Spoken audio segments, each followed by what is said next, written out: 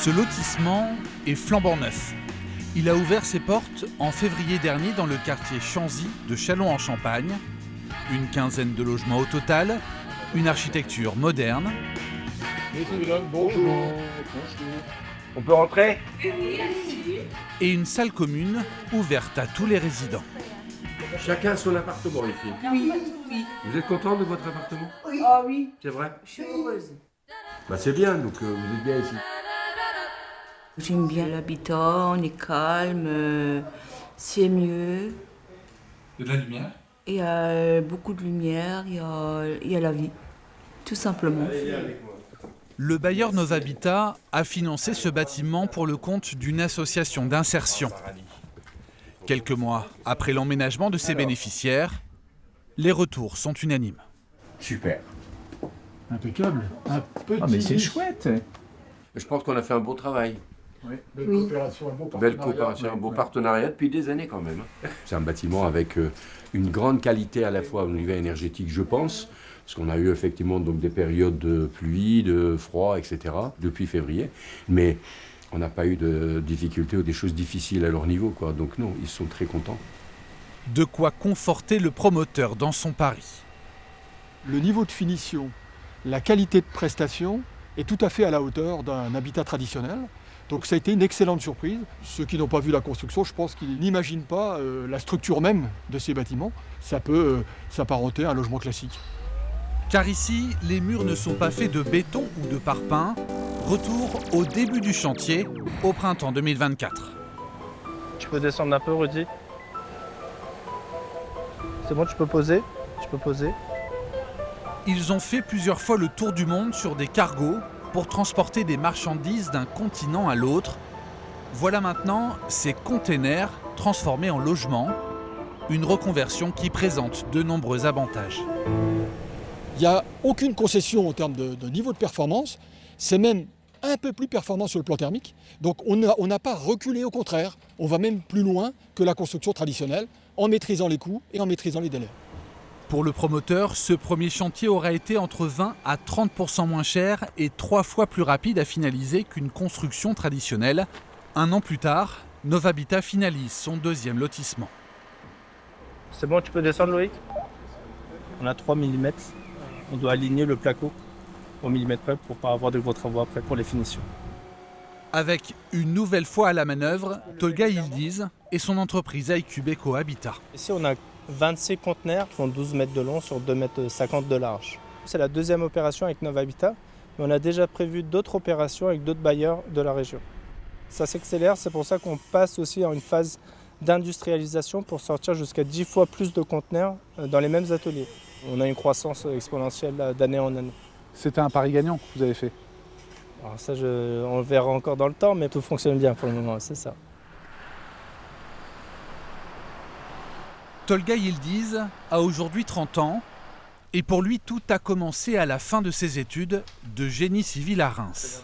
Salut, ça va? Ça va et toi? On devait réaliser une résidence étudiante et j'avais choisi d'utiliser des conteneurs pour la faire. J'avais eu une bonne note des professeurs et ça m'a motivé justement à en faire par la suite un projet de vie. J'ai commencé à travailler sur le business model autour de l'habitat en container et j'ai trouvé rapidement mon premier client. C'est des bureaux à Magenta et à partir de ces bureaux-là, on a développé l'activité. On s'est formé sur le tas parce qu'il n'y a aucun DTU, aucune norme en fait sur ce type de construction. Il fallait tout inventer et créer.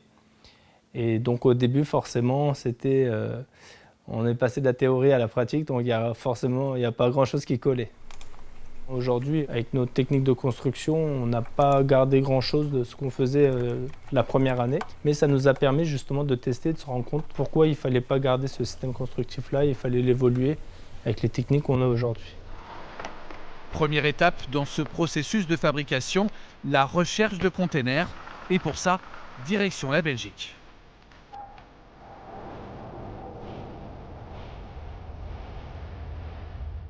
On a hésité avec le port du Havre, mais finalement on s'est orienté vers le port d'Orbeuf parce que c'était plus proche. Et nous justement la distance c'est important parce que ça rentre dans le bilan carbone de nos projets.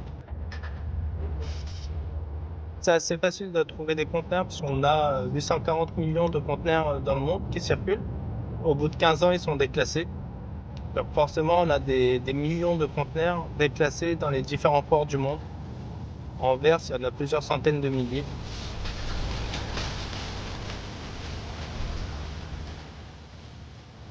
Bonjour Serge. Bonjour. Regarde, ça va, allez-vous? Ça va et vous? Oui, ça va, merci beaucoup.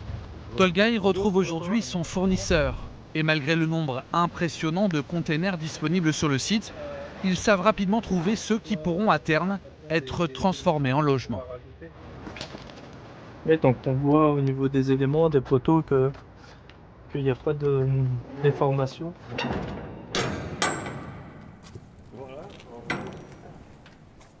Et là, il est étanche, c'est ça? Oui, tout à fait. Étanche à l'eau et à l'air. Oui. Ce qu'on va vérifier, c'est les éléments porteurs, donc les tubes et les poteaux sur les 4 coins du container, qui restent en bon état. C'est comme les murs porteurs, en fait, pour une maison en béton. On va vérifier aussi l'état du plancher, vérifier qu'il soit en bon état pour supporter ensuite tout le complexe qu'on va réaliser par-dessus, donc l'isolation, la chape, le carrelage et le parquet, qui est aussi de bon état. Pour nous, c'est parfait, on va pouvoir donner une seconde vie à ce conteneur-là. Là, en l'occurrence, ça sera une partie d'une maison qu'on va réaliser près de Châlons.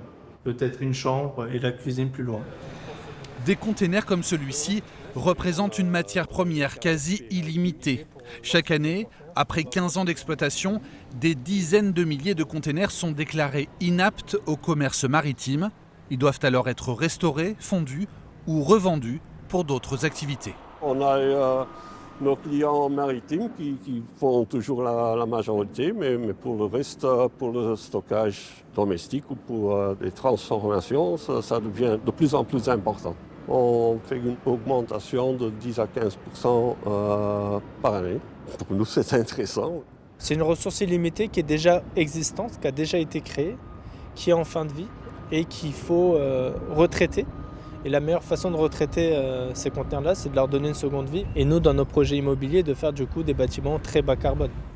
Les containers sont sélectionnés, ils peuvent alors être convoyés jusqu'à l'usine de Châlons en Champagne.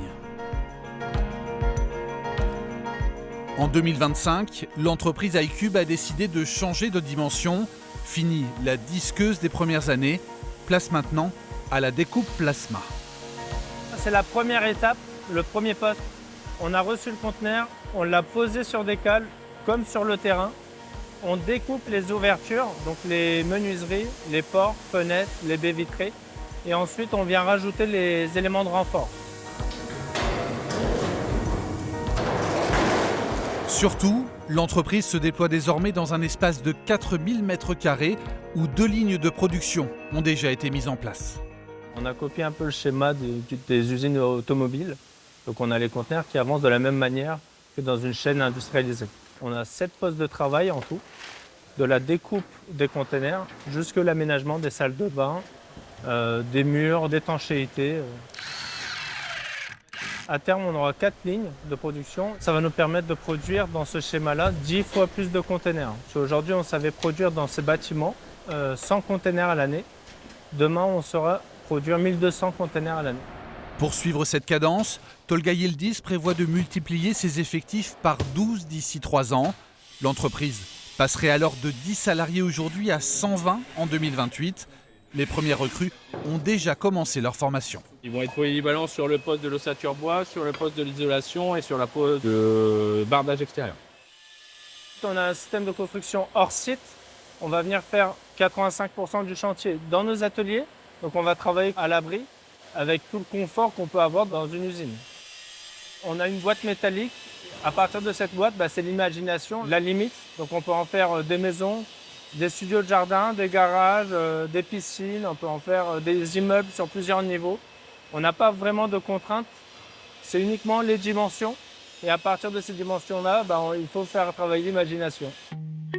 Une imagination qui a inspiré différents promoteurs et particuliers partout en France depuis une quinzaine d'années.